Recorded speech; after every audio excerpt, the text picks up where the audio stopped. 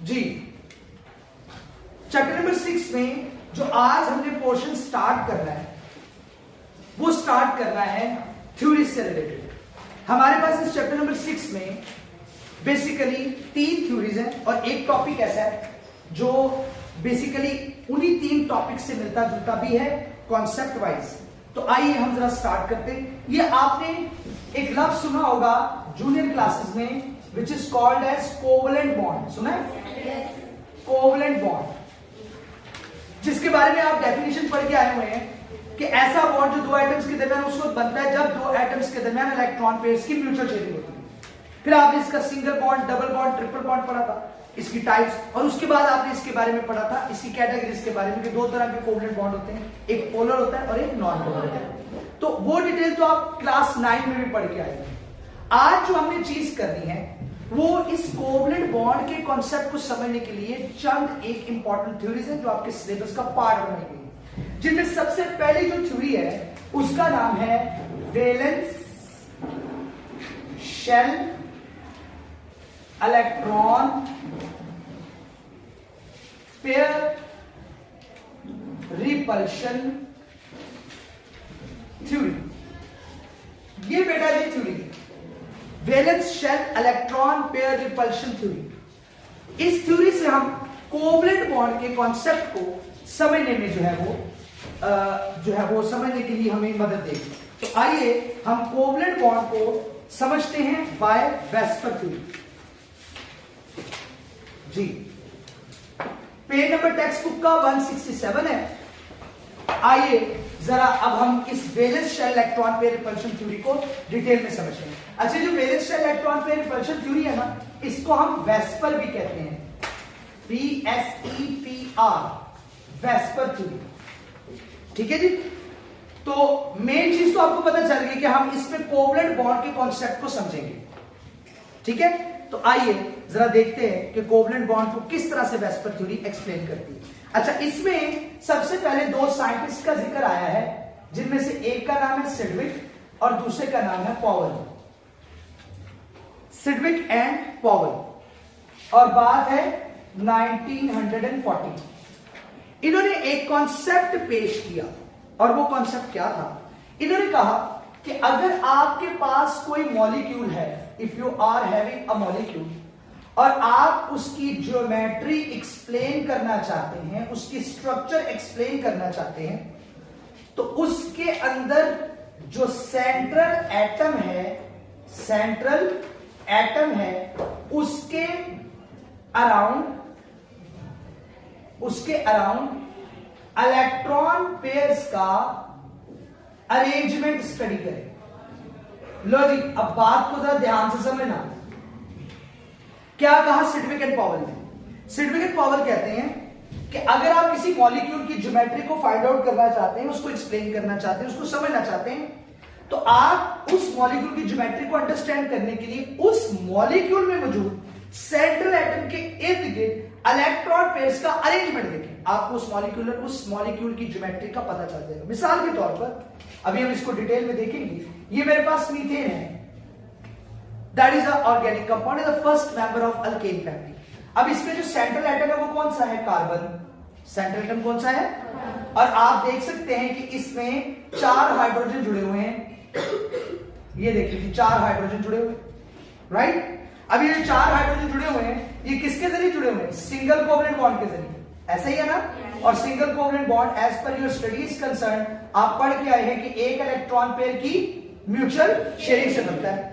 ठीक है, तो अब देखो, this carbon is considered to be the central atom.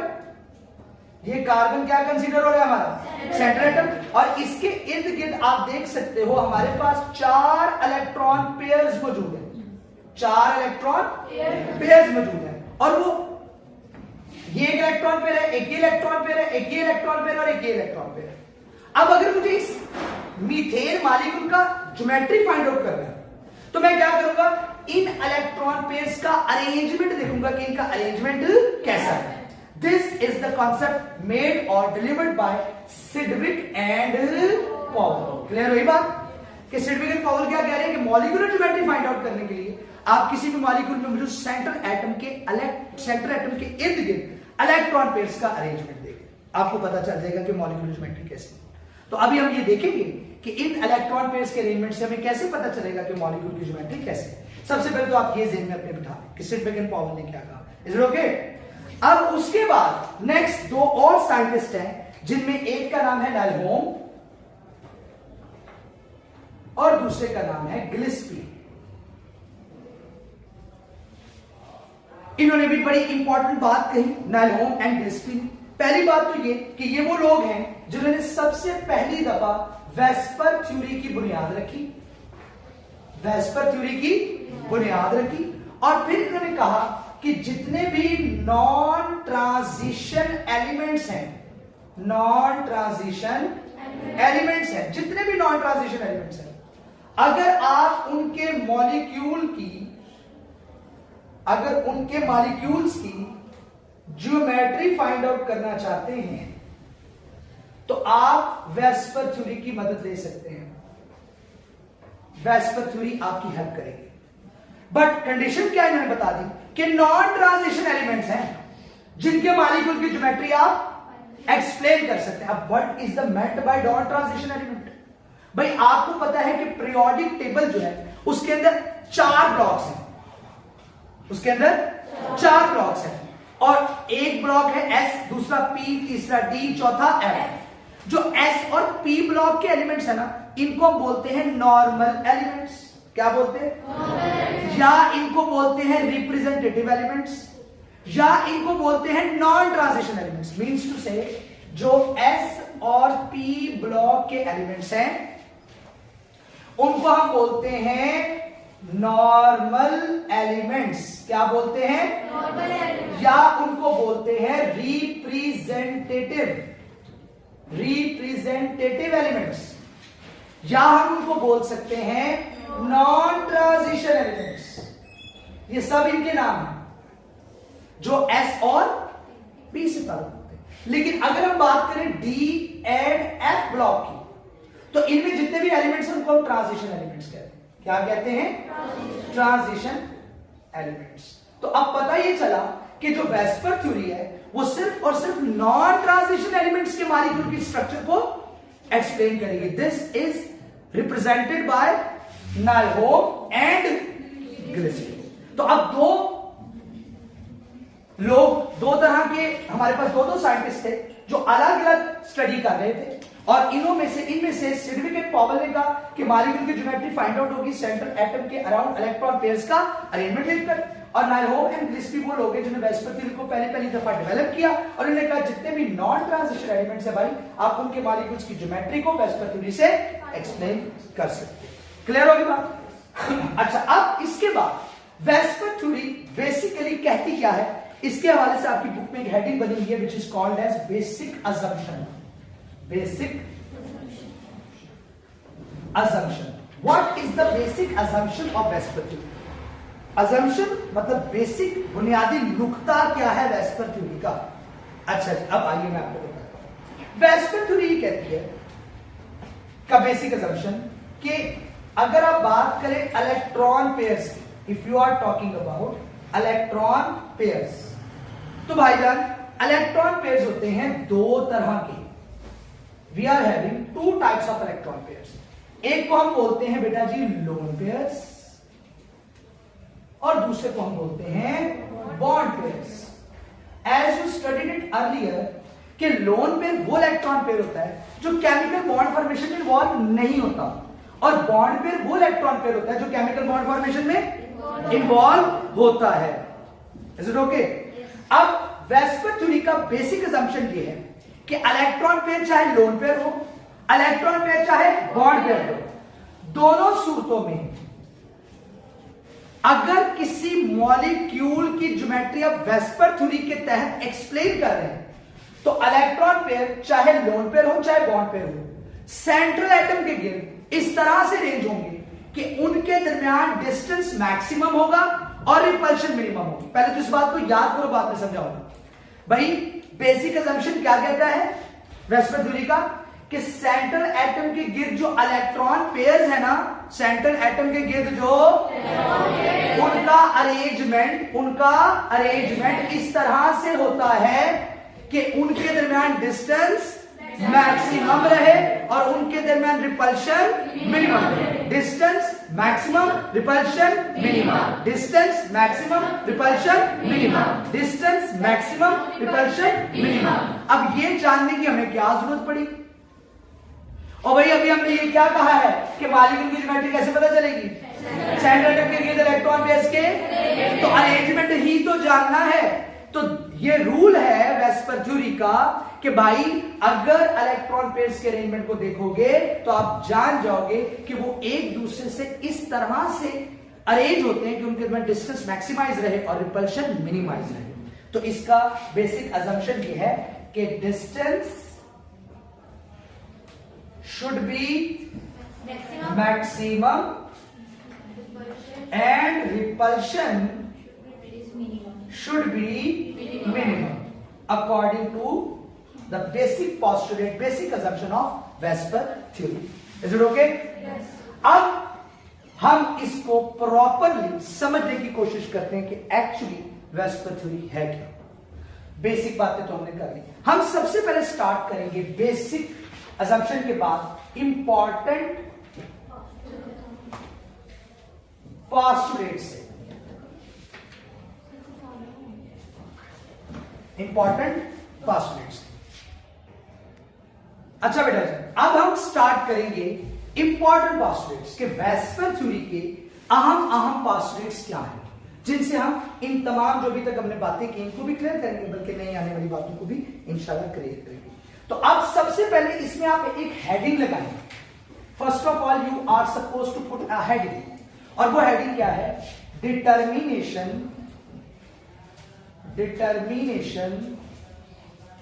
Of geometry of a molecule. That is the first heading of the first postulate. Determination of the geometry of a molecule. किसी भी molecule की geometry कैसे determine की जाएगी? तो VSEPR theory का पहला postulate यह है कि जितने भी इलेक्ट्रॉन पेयर्स हैं, all of the electron pairs, they really participate, ये बिल्कुल वाज़ेह तौर पे पार्टिसिपेट करते हैं इन the determination of geometry of a molecule. जी, अगर आपने मॉलिक्यूल की ज्योमेट्री फाइंड आउट करनी है तो according to VSEPR theory electron pairs participate in the determination of molecular geometry. चाहे फिर वो इलेक्ट्रॉन पेयर्स लोन पेयर्स हो, डजंट मैटर, या वो फिर बॉन्ड पेयर्स हो, दोनों ही इन्वॉल्व होंगे, दोनों ही पार्टिसिपेट करेंगे इन the determination of geometry of a molecule. Is it okay? First postulate. अच्छा, उसके बाद नेक्स्ट सेकंड जो इसके अंदर आपने हेडिंग पुट करनी है वो क्या करनी है? वो करनी है arrangement of electron pairs. That is the second heading. जी बेटा, वेस्पर थ्योरी का सेकंड इंपॉर्टेंट पोस्टुलेट क्या है? अभी मैंने आपको बताया कि इलेक्ट्रॉन पेयर किसी भी मॉलिक्यूल में सेंट्रल एटम के गिर्द इस तरह से अरेंज होंगे कि उनके दरमियान डिस्टेंस मैक्सिमम रहे, रिपल्शन मिनिमम रहे। यानी जो अरेंजमेंट है वो इस तरह से होगा कि डिस्टेंस मैक्सिमम एंड रिपल्शन होनी चाहिए मिनिमम। और समझ आ रही बात की? डिस्टेंस क्या रहेगा? मैक्सिमम। रिपल्शन क्या होगी? Minimum, according to VSEPR theory. Clear होगी बात? अब आ जाओ थर्ड पोस्टुलेट्स की तरफ, थर्ड पोस्टुलेट की तरफ। अच्छा, ये थर्ड पोस्टुलेट हमारे पास क्या है? आइए उसको जरा देखते हैं। Space occupied by electron pairs, electron pairs, space occupied by electron pairs.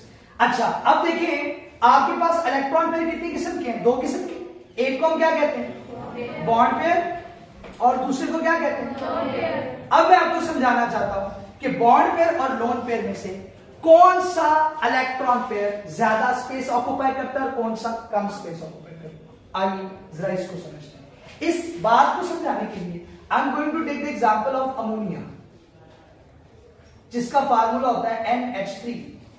ऐसे ही है, अमोनिया फार्मूला है NH3 का। अब अगर मैं इसका आपको स्ट्रक्चर ड्रॉ करके दिखाऊं तो सेंटर एटम इसका है नाइट्रोजन, एक हाइड्रोजन यहां पर है, एक हाइड्रोजन इसका यहां पर है, और एक हाइड्रोजन इसका यहां पर है।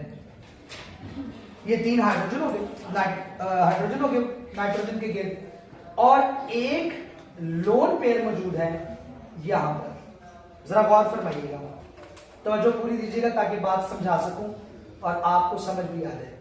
ये मैंने अमोनिया का एक स्ट्रक्चर बना दिया आपके सामने। अच्छा, अब आप सबको पता है कि जो सिंगल कोवलेंट बॉन्ड है भाई, वो किसकी वजह से बना हुआ है?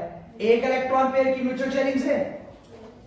यहां पर तीन सिंगल कोवलेंट बॉन्ड नजर आ रहे हैं ना आपको नाइट्रोजन के गिर्द, तो सिंगल कोवलेंट बॉन्ड बनेगा ही एक इलेक्ट्रॉन पेयर की म्यूचुअल शेयरिंग से। तो मतलब जो नाइट्रोजन सेंटर एटम है उसके इर्द गिर्द कितने बॉन्ड पेयर्स हैं? तीन, एक दो तीन, क्योंकि ये वो इलेक्ट्रॉन पेयर्स हैं जो केमिकल बॉन्ड बनाने में इन्वॉल्व हो रहे हैं। तो इसको भी बॉन्ड पेयर कहेंगे, इसको भी बॉन्ड पेयर कहेंगे, इसको भी। तो there are 3 bond pairs, 3 bond pairs.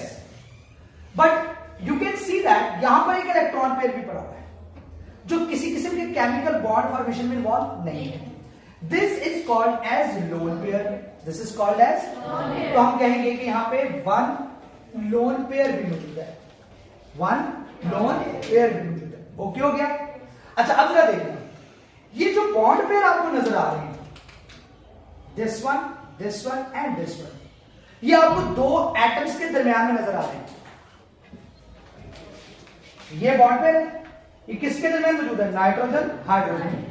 ये किसके दरमियान मौजूद है? Nitrogen hydrogen. ये किसके दरमियान मौजूद है? Nitrogen hydrogen. ऐसे ही है। इसका मतलब ये इलेक्ट्रॉन पेयर जो कि बॉन्ड पेयर है, ये दो एटम्स के न्यूक्लियाई के दरमियान फंसे पड़े हैं। नाइट्रोजन का न्यूक्लियस किस पे फोर्स कर रहा है?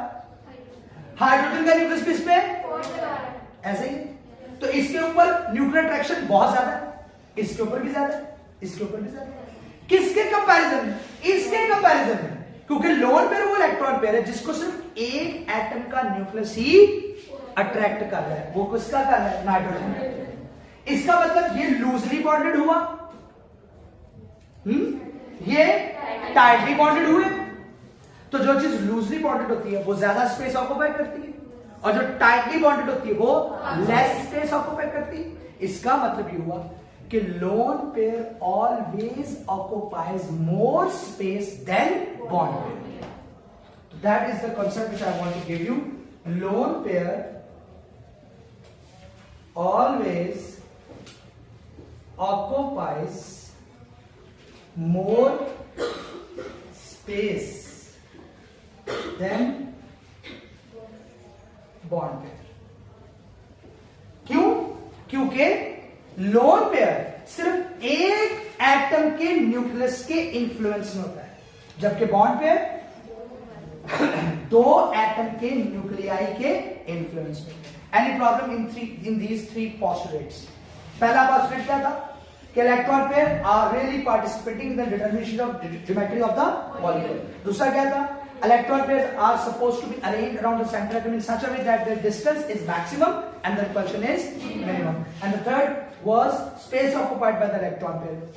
Remember that, bear it in your mind that bond pair always occupies less space than the lone pair. Why? Because bond pair is strictly being attracted by at least two nuclei, and lone pair is attracted by only one nucleus. That's why it is tightly held, it will occupy less space, and it is loosely held, that's why it will occupy a large space.